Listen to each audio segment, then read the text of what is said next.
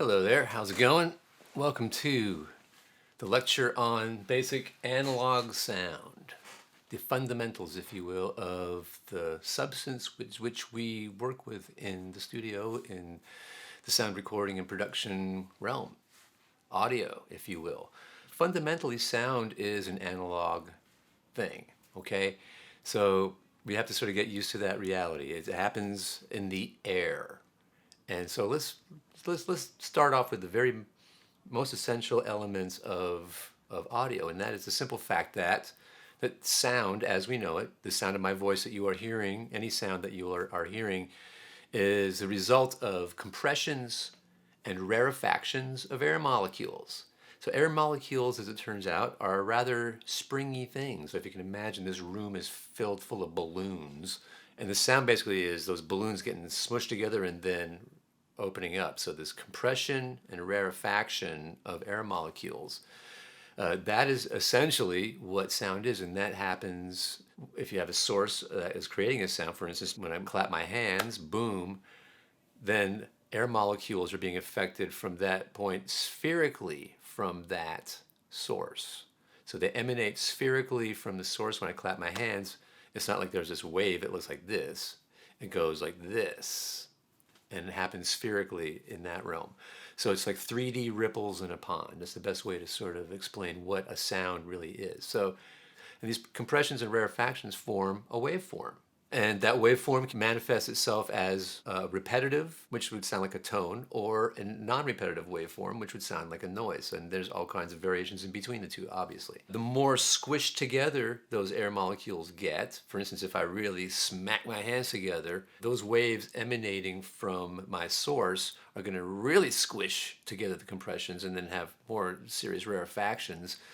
And that's going to create a waveform that's going to have a larger amplitude, which means louder. Amplitude and loudness is directly correlated to the amount and tightness of the air molecules as they do this compression and rarefaction action moving in the spherical realm. This amplitude of the sound wave, we measured this as a pressure, and it's measured in the Pascal units. And pressure also correlates to voltage. One of the magical things about sound in the air is that it can be reproduced electronically with alternating current. Of course, this is what makes recorded audio even possible. The simple fact that the sound in the air can be recreated as voltages in alternating current. Without that, we have no recording. Can't even consider the possibility of it. So, fortunately, that works that way, and we're very happy about that. The thing you got to understand, though, about these waves that we're talking about that emanate from the source, when we sort of have to sort of express these in some sort of a physical manifestation, in a drawing, if you will, we sort of tend to make these what we would call a transverse wave, which would be kind of like taking a string and moving it like this. The idea that the wave sort of moves down the string like this. And that's not really how these waves actually work. They're actually longitudinal waves, and they move back and forth. So you have to imagine more like these waves are coming out from the source going like that rather than like that.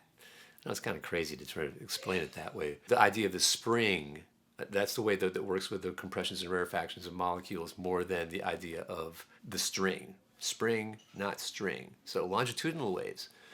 But still, it's really hard to draw a longitudinal wave in a way that makes any sense. So we tend to use the transverse wave to describe a longitudinal wave when we're talking about audio. When you see these transverse wave drawings, imagine a longitudinal, and that'll make it a lot easier to deal with.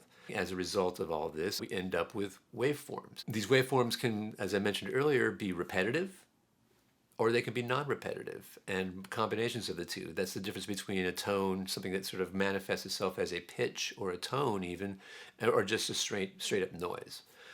So let's talk about what happens if we have a repetitive waveform. We hear a lot of repetitive waveforms in nature and in the world, and so let's sort of address those first. So the rate that a source oscillates, we would call that the frequency of a sound wave, and we measure that in hertz, or cycles per second. And that corresponds to the length of the cycle. It corresponds to the length of the period of the wave. The shorter the period, the higher the frequency, and the longer the period, the lower the frequency. The distance between the peaks of the compressions and the rarefactions, we would refer to that as being the wavelength of the sound wave, and we would measure that in feet or in meters. Another descriptive term for the sound would be the time that it takes to complete one single cycle, and that would be the time between peaks, and we call that the cycle, and that's measured in seconds per cycle. We have these different ways of measuring our sound waves. These pretty much cover the pitch or the frequency, the wavelength, the actual physical wavelength of our waveform. And we also are dealing with the amplitude. Frequency and cycle have an inverse relationship. 1 over the cycle equals the frequency, and 1 over the frequency equals the cycle. And then if we want to find out our wavelength, then we have to look at what the speed of the sound in air is. And as it turns out, speed of sound in air is about 340 meters per second, or about 1,130 feet per second. So these are two numbers that you want to kind of commit to memory when you're dealing with audio, because we're always going to be using these when we're doing any kind of computation of wavelengths. At freezing, 330 meters per second. Yes, there's a temperature relationship here, but we generally deal with 340 meters per second. The way we figure out the wavelength is we take the speed of sound, in this case, again, 340 meters per second or 1130 feet per second, and we divide that by the frequency. So that then we can also work that the other way around. We can figure out the frequency of a sound by taking the speed of sound and divide it by the wavelength. So these are ways that we can sort of move back and forth to figure out different properties of our sound. And just to give you some idea of what we're talking about with wavelengths here, a kick drum gives about a 60 hertz tone, maybe perhaps. That would be a 19-foot wavelength. So it takes 19 feet for that wave to complete a full cycle. A tuning note like A440, that's going to take, that wavelength of that cycle is about 2.6 feet. The sibilance of your voice, like that around 5K, 2.7 inches. That's how big that wavelength is. That talks a little bit about frequency, about wavelength, a little bit about cycle, about period. Let's talk about harmonics, because a lot of sounds aren't just sine waves in nature. They don't just sort of sit out there and go a little toodly-too, although all sounds can be broken down into component sine waves. Most sounds that we are hearing in nature have other harmonics or overtones or partials. A lot of our sounds are made up of multiple sine waves of multiple frequencies, and a lot of times these frequencies are related. In fact, when we're talking about harmonics, we are talking about our fundamental pitch of our waveform times 2 for the second harmonic, times 3 for the third harmonic. These are all integer related. A lot of our harmonic series, that's how it's derived, basically by just simply taking our fundamental tone and multiplying it by integers. The 7th harmonic of a sound will be that frequency times 7. The 14th harmonic of a sound will be that fundamental times 14. Again, these apply to repetitive waveforms. Harmonics are integer related. If we're talking about the difference between harmonics and overtones, it's important to make sure that there's a distinction there. The second harmonic is the first overtone. We don't count the fundamental in that when we're talking about overtones. So second harmonic of a pitch, if I give you a pitch, then the second harmonic of that is going to be the first overtone. So if we're talking about overtones instead of harmonics, it's just going to be harmonic minus 1. There's also other possible tones that we can have over our fundamental, obviously, and like we would call those partials, and those are not integer related, and we would call those inharmonic. A good example of that would be the peal of a bell, for instance. If you hear a bell pealing, a lot of times that extra tone on top of the bell is not integer related. It's usually a little bit different than that. So that would be a partial. If we're talking about non-repetitive sounds, we're talking about noises. For most of the times, we're talking about two kinds of noise: white noise and pink noise. Now, there's all kinds of different colored noises in different programs. You may come across in your DAW some things like blue noise and gray noise and the dreaded brown noise. Avoid the brown noise. We deal with white noise and pink noise. And the difference between those two, in case you're wondering, is that white noise has equal energy per bandwidth. That means from 0 to 1K, 1K to 2K, 2K to 3K, 3K to 4K, 4K to 5K, all of those have the same amount of energy. Pink noise is equal energy per octave. And what that means is that from 0 to 1K, energy, from 1 to 2K, same energy, but then not from 2 to 3K, same energy, but it's 2 to 4K, because we start doubling it for octaves. So 2 to 4K, same energy, 4 to 8K same energy. So you can see right off the bat, as we're going into upper frequencies, we're losing relative energy to the white noise. White noise is the same energy every bandwidth. As a result, pink noise has less upper frequency material and sounds bassier as a result. The sine wave is our fundamental sound. It's just like one frequency. It's the sound of, if you've ever heard a sine wave, it's a pretty pure tone. It's kind of piercing. A flute probably or a piccolo gets you the closest to that. It has just a fundamental, and it has no overtones, no partials, no nothing. It's just basic. Can they be useful? Yeah, I like those for really low bass, and I like them sometimes for solos. They'll cut through anything. But then we start adding some overtones and some of our harmonics to it. And if we just add odd harmonics and we do it just a little bit of those, we end up with a triangle waveform. It sounds very much like a sine wave, but it gives us a little more stuff on top of that, and we can actually filter that, use a filter on that if we want to. If we go another level and we have a whole bunch more of our odd harmonics, the third, fifth, seventh, the third harmonic is 1/3 of the amplitude of the fundamental. The fifth harmonic is 1/5 the amplitude of the fundamental. Then we'll end up with a square wave. And square waves definitely have a lot we can filter from. If we then add in odd and even harmonics, then we can end up with the great sawtooth wave. And that's the more frequency-rich wave. So those of you who have synthesizer are probably familiar with these terms. These are basic synthesizer waveforms that are easily created in the synthesizer realm, pretty much, again, by taking sine waves and adding them together. So let's talk a little bit more about this repetitive waveform, because keep in mind this waveform goes into positive and to negative territory. It goes on both sides of zero. When we're describing a cycle of a waveform, we'll describe that in terms of either pi radians, or we'll describe that in terms of degrees. Once we've completed the cycle, that's, for instance, 360 degrees. If we get, after the first half of the cycle, that goes up and then comes down and hits zero, at that 0 point, we call that the 180 degree point. The very top, we call that the 90 degree, and the very bottom, we call that the 270 degree point.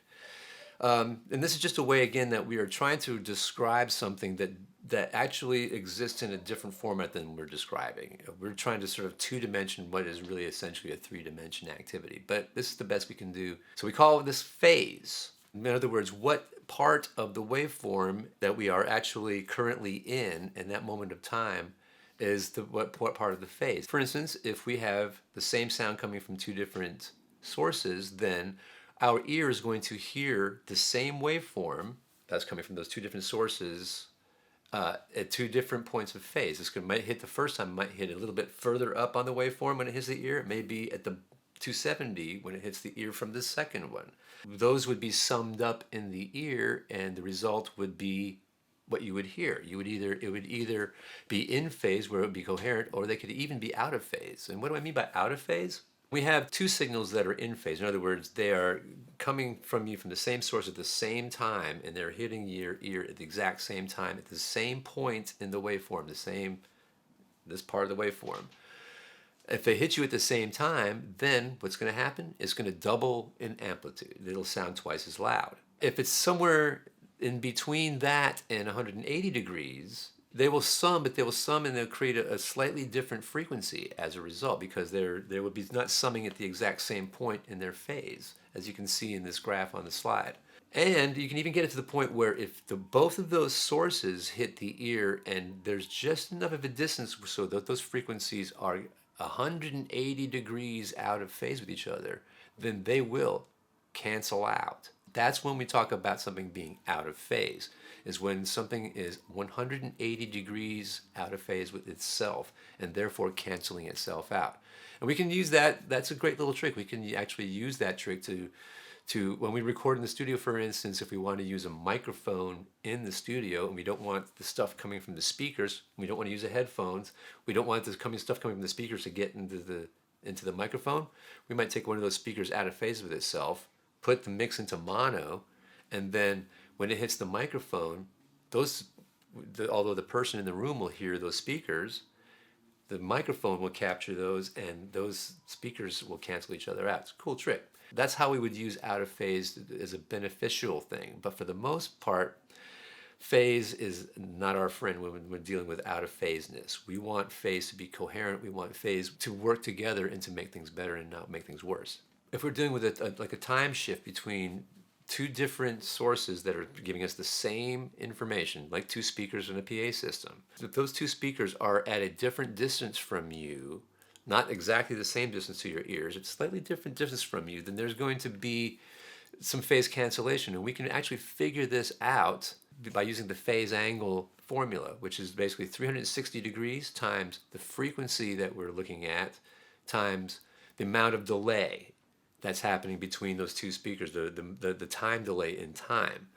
And we can also figure that out for the distance between those two speakers. We can figure the time delay by going time delay equals the distance divided by the speed of sound. So again, we have some formulas here that we can use the same sound coming from two sources coming at us from different distances. We can figure out how far apart they are. We can figure out what frequencies are going to be a problem. We can address these issues.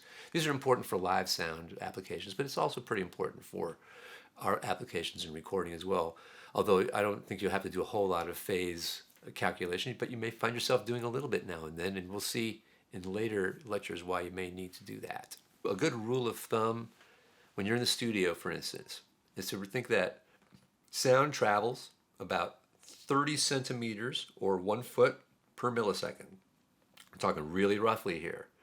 About a foot per millisecond, 30 centimeters.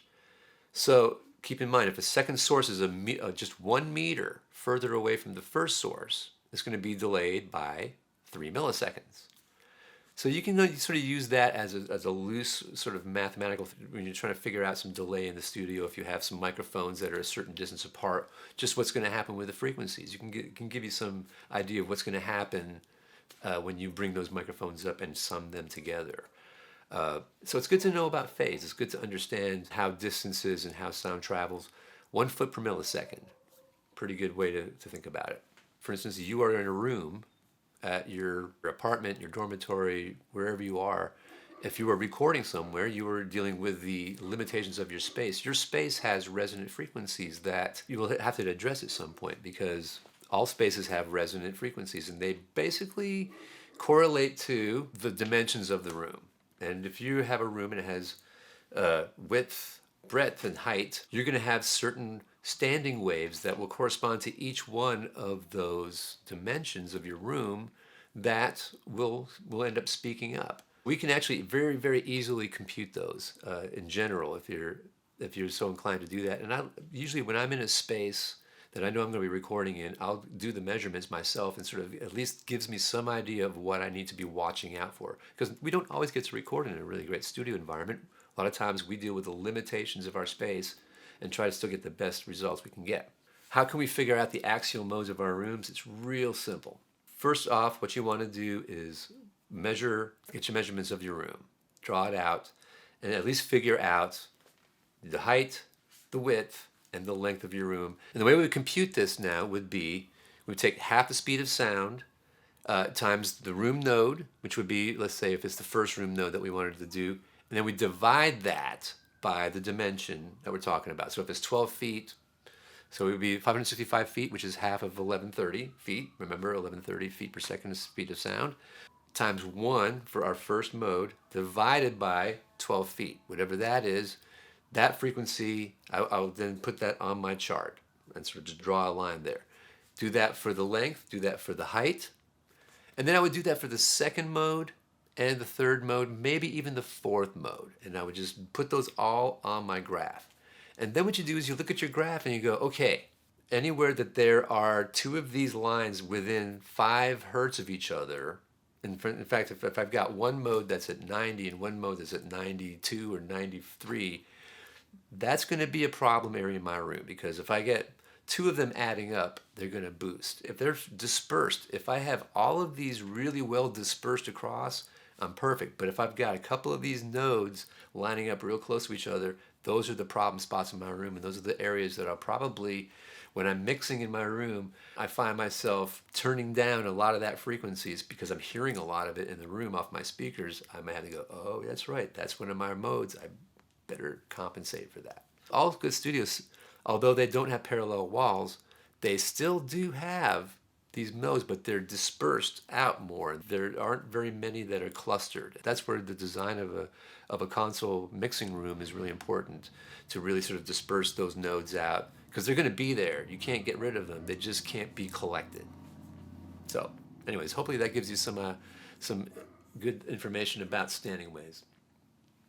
All right, so I want to talk a little bit about our waveform and about amplitude, because amplitude is definitely related to how loud things are, and how loud things are is rather important to what we're doing here. How do we measure loudness? One way to measure it is rather quite simple. What are the peaks? How big are the peaks of the waveforms? And we'll just sort of figure, okay, the biggest peaks, that's just how loud it is. I mean, whatever hits for the peaks, that's going to be it. But that's not a very accurate way to sort of describe a sound, because all kinds of sounds have lots of peaks, but they don't, like for instance, drums or anything with lots of transients, there's lots of peaks, but there's not a lot of stuff going on between the peaks. So it won't sound that loud, although it will register with a lot of volume. So that doesn't necessarily describe very well volume, just looking at the peaks, just seeing if it hits the red, for instance. So we could also average those peaks. We could also just take the sound that we're dealing with, our waveform, and look at it at periodic points, at regular periodic points, take those readings, and then average those out, and then say, okay, that's our volume. And that would pretty much give us a pretty good idea of what the volume is. As it turns out, the way that we perceive loudness is called RMS, or root mean squared. Again, we take these readings of levels at regular intervals of our sound, and instead of averaging them, we square them, we add them, we then divide that by the amount of samples that we took. And when we take these regular interval looks, we're also, a lot of times we're getting negative readings again, because remember, our waveform is going up and down, above and below zero. So sometimes some of those are negative reads. When we square those numbers, all of a sudden those numbers become positive numbers. And that helps us get a bit more accurate understanding of what the actual volume is, especially the way that we perceive it, because we perceive volume more root mean squared than we do peak or average. And view meters from analog machines were designed to read RMS and give you an RMS reading, again, because that's more of an accurate reading of what the actual volume is. So, but the ratio between the RMS that we figure out and the actual peaks, that's what we call the crest factor. And that sort of correlates to the headroom that we have in our system, and something that we want to keep our eye on and maintain good crest factor. And how much we compress something will reduce that crest factor. The beautiful thing of how this works is the compressions and rarefactions in air, we have figured out we can capture those with a microphone. We can take a diaphragm and stick it up there, and as those compression and rarefactions strike that diaphragm, the diaphragm goes along with it, and we've figured out how to turn that action of the diaphragm into electrical signals that we then express in alternating current. And this allows us, again, to have whatever we record out here possible on tape or on CD or whatever we're trying to record to. Makes it stick to something. This is good stuff. So we're trying to make sure we always have a great signal now. Now we understand how sound happens. We get it into the microphone, and now we're trying to figure out what to do with it.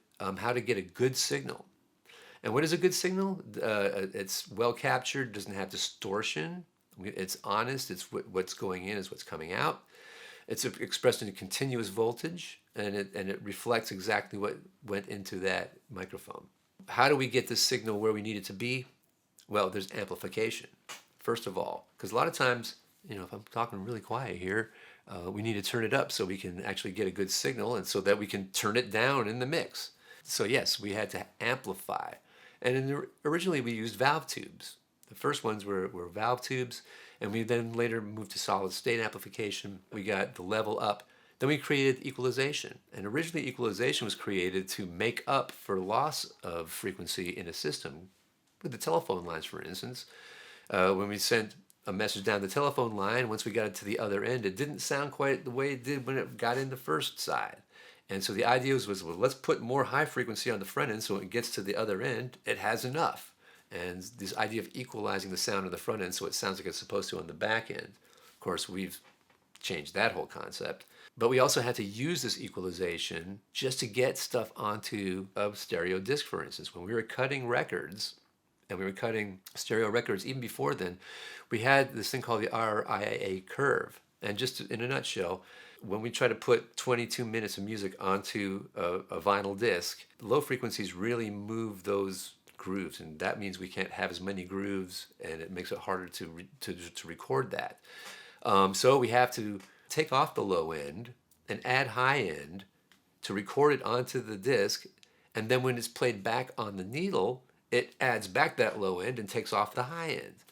And that's called the RIAA curve, and that was necessary to make it so that we can manufacture these discs and hear things off of the discs. Equalization made that possible.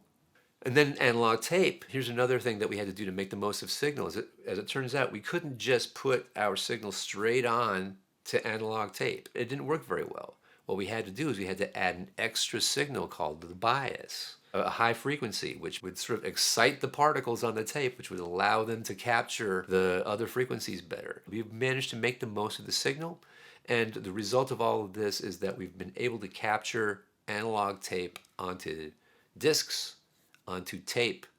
That was where we ended up with the state of recording and sound up until the invention of digital sound. Hopefully this gives you some kind of a beginning idea of some of the things that we're dealing with audio. And this corresponds with our homework 1, which will cover a lot of these formulas that we talked about today concerning frequencies, phase.